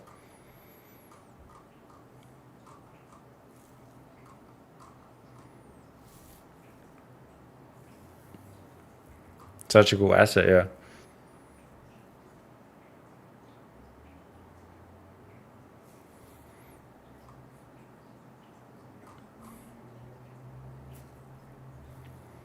But yeah, Guchon did a lot of kit bashing. Like so much of this is from kit bash, and it's good. It's like how to properly use kit bash.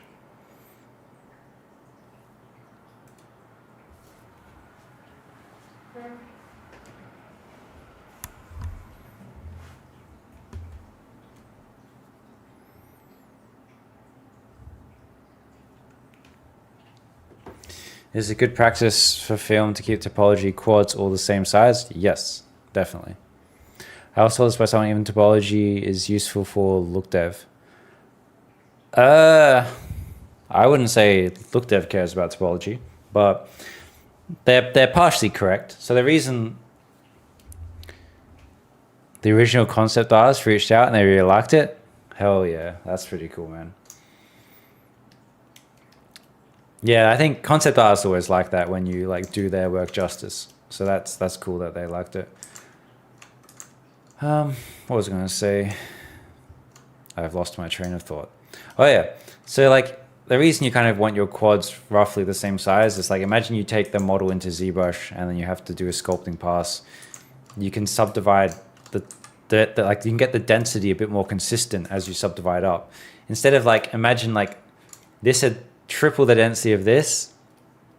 I can't just take this stuff into ZBrush and, you know, subdivide them the same level because the density will be different and sculpting will be different.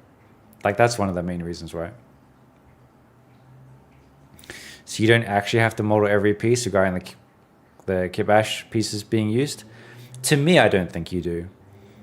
Like, to me, like being able to use Kitbash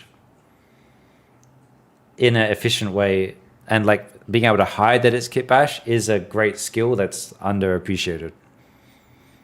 And like, you know, like I mentioned earlier, like if you can model 80% of the asset, there's no reason why you can't model the other 20%.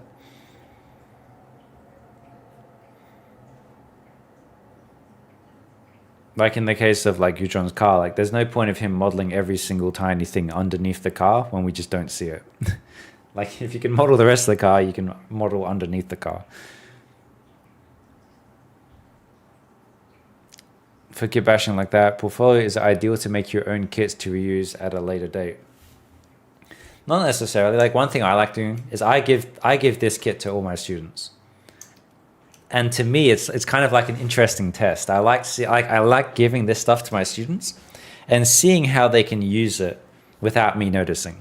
It's like that sort of thing. I think that's like the ultimate test. Is like I give them the parts and then we see if they can use it without me like noticing what is kitbash. Especially because I'm the one that built the parts.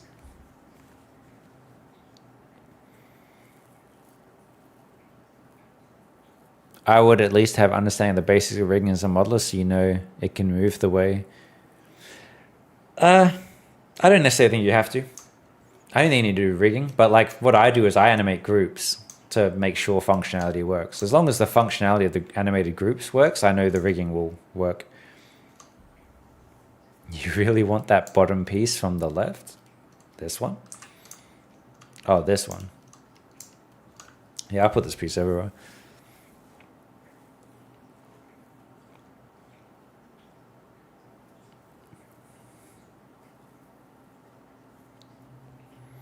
But yeah, the kit bashing thing is like some instructors don't agree with my opinion on kit bashing, but I'm just teaching people what has made me successful for my career. Like I'm just teaching people how we work. To me, like I said, if you can model 80% of the car, there's no reason why you can't model the other 20%. You've already proven you can model. But if you kit bash, not only does your work look better because you will have more work done faster, you're learning how we actually work in the industry. You're improving your design eye and you're learning how to look at geometry different than just a cube that you need to modify. Like it's about efficiency and improving your design eye. That is like an extra level of skill you're demonstrating. And also don't forget, when they use the kit bash, it's not like you just put one piece here, boom, job done. When you put that piece there, now you need to modify the geo around it to incorporate that piece into the body so it actually looks like it's intentional. And that itself is the skill I'm trying to teach.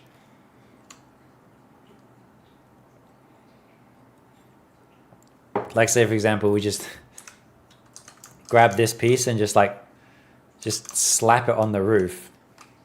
Like it's gonna look like shit. like when people think of kit bashing, they think, look at my amazing model. Like it's a bit more thought and depth put into that. Perfect, all done, exactly. Like this is what people assume kit bashing is, not like finding ways of like integrating geometry into each other. Because like obviously this is all crashing at the moment, but when we do this properly, we're going to have to make sure things cut out into each other and flow into each other correctly. Baft in the bag right there, yeah. To be fair, this actually kind of might have some potential if we at least take some element of it. No, it looks like shit. Get rid of that. But you get what I'm saying. It's also not just about taking the entire thing. You could look at this and be like, I like this. And then you literally just take this piece off and use this piece somewhere. And then it's like trying to think outside the box with what can I do with the geometry in front of me. Okay, maybe we can use this as like a connection thing that goes down under here to somewhere else, and like this sort of thing. Imagine here, we put this here and then we like offset this so like this flows correctly with the form, and like this is just a prime example. So instead of me manually modeling a pipe, we can do like this for now, and obviously we'll put more work into it later. But whatever, that was kind of cool. I'll keep that. And then who knows, like maybe we don't like this straight line, or we want this to connect more interesting. Like we can do like, I don't know, let's just do something like this where we like bring this up like that. And then we create like, bring this up here. And then we create like a bracket to connect this piece to the surface or something like that. Let me just rotate this. Something like this, for example. And then you delete the bottom. And then suddenly you've created an entirely new form from something completely different, which is no longer just like kit bash, right? And this is the entire point of like teaching this sort of stuff. It's like how to look at geometry differently than, all right, I need to manually create an entire new cylinder here and manually model it, because we don't need to. We can just modify it. So placing kit bash in a way that mechanically makes sense. Yes, that's the whole point. You don't just slap one piece in there, boom, job done. It's about trying to find like rhythm and flow and like interconnection between the parts. But yeah, that's my little rant about kit bash, and why I think students should learn to do it, because it just helps, you know, improve their design eye, because you can work on the fly without having to spend time worrying about topology and seeing if things will actually even work out, right? Like I've totally fucked the geo up there, but obviously we just delete what we don't see, but already this looks pretty cool. And then we need to make like a better connection here. Yo, how's it going?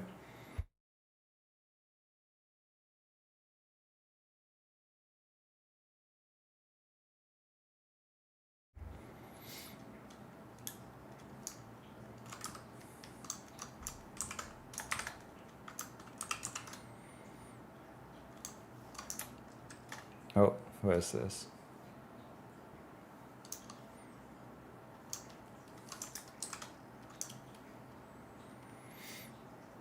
Oh, I missed the pipe. Where is it? Oh, it's still in the group.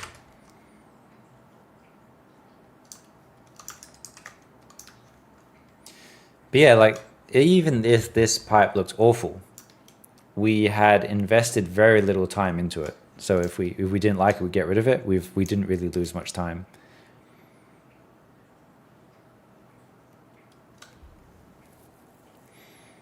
It also helps you learn shape language. Exactly.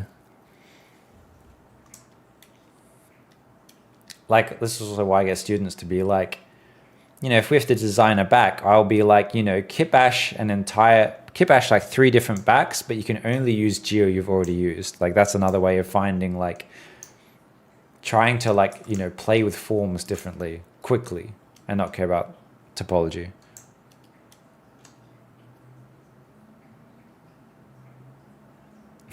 Hard surface noob here, but that kit bashing explanation just rewired my view on modeling. Honestly, a lot of my students have said that as well, because they're told they have to just brute force model everything. And I'm like, no, that's not true. At the end of the day, the only thing that matters is getting the product out as quickly as possible. And like we've only like this whole project has been, I think it's been like maybe it's been 8 hours, right? So this is 1 day of work. And since I've been talking, it hasn't been as fast or efficient it would be. But still, like if you think about it, imagine I started this Monday morning and this is what the vehicle looked like Monday afternoon. This is already enough to put in front of a VFX soup that we can have a discussion about it the next day. And this is the point of like kit bashing, right? And just like this sort of general workflow. We keep it low poly, we keep it loose so we can get like the main forms out. We do some kit bashing to kind of show where the detail will be. And then we can start having the conversation about what we want to do with the asset pretty quickly.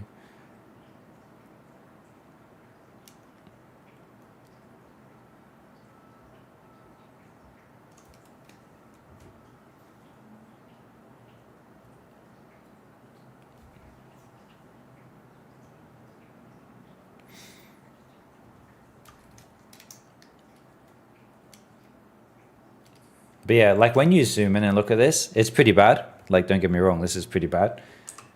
But eventually what we're going to do is we're actually going to go through and like maybe like, you know, make sure stuff doesn't collide through each other, like try and this is what will make things not look kit bash when we start like pulling things around. Like we got this random thing here, maybe we can connect a little hose going into there. As soon as we start breaking the collisions, that's when it will actually feel like intentional. Like obviously this colliding with this is bad, but it's good enough for now.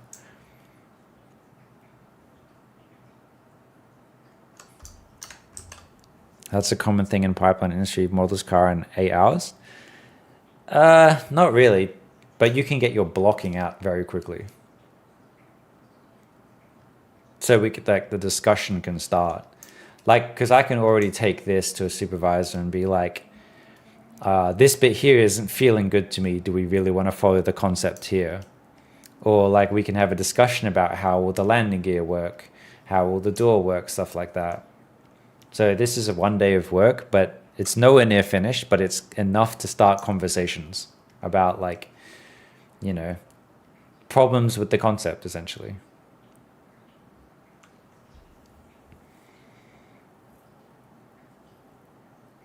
Eight hours. I remember doing low poly model cars for San Andreas. Really? Like the actual GTA game.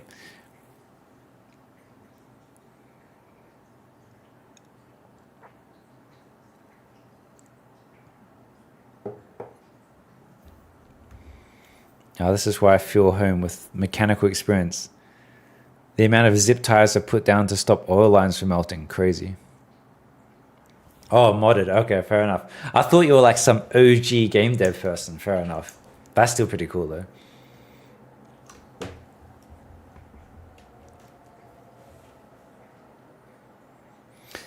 Yeah, I'd lose focus after 3 hours. 8 hours non-stop seems brutal. I mean, that's just a regular day, right?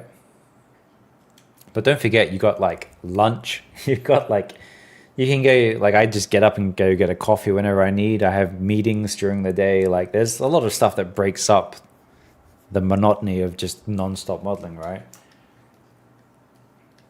There's there's a lot of other things that make the day a bit more interesting. But yeah, I think we've been going for like 2 hours now. So I'm probably going to get off the stream soon and go get some coffee. I definitely need some coffee. But yeah, I think pretty solid progress for the last 2 hours. Let's just see what the difference in 2 hours with kit bash. Import. Oh, maybe not. Let me just turn this off first. Import.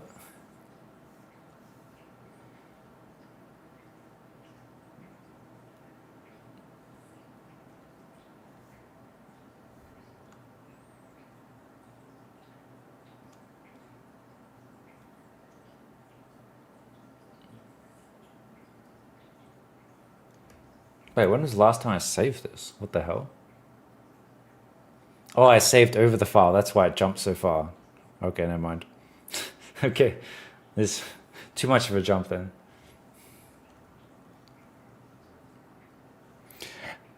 I wanted to see how much changed since last week, but I saved over the file, so I guess we can see 2 weeks difference. I guess. I mean, the forms themselves haven't really changed that much. It's more like the details themselves.